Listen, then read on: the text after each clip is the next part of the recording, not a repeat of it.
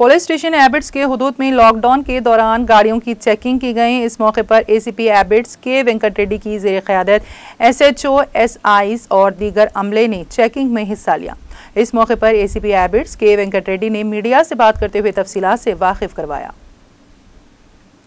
Officer instructions के ऊपर यहाँ तो सुबह से 6 बजे से 1 बजे तक जो वायलेशंस है, जो डीएम एक्ट का वायलेशंस कर रहे हैं, वो जो भी वायलेटर्स है उसके ऊपर केसेस करें।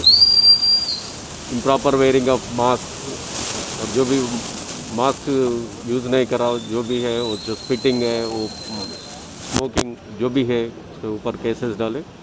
1 बजे के बाद कोई भी जो इंस्ट्रक्शंस है, इंस्ट्रक्शन फॉलो नहीं हुआ उसके ऊपर शॉप्स के ऊपर भी केसेस डालें।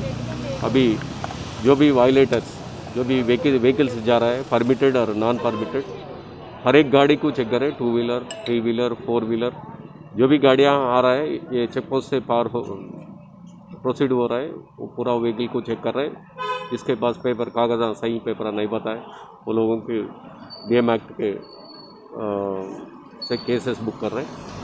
उसको 2nd क्लास मजिस्ट्रेट के लिए प्रोड्यूस करते हैं।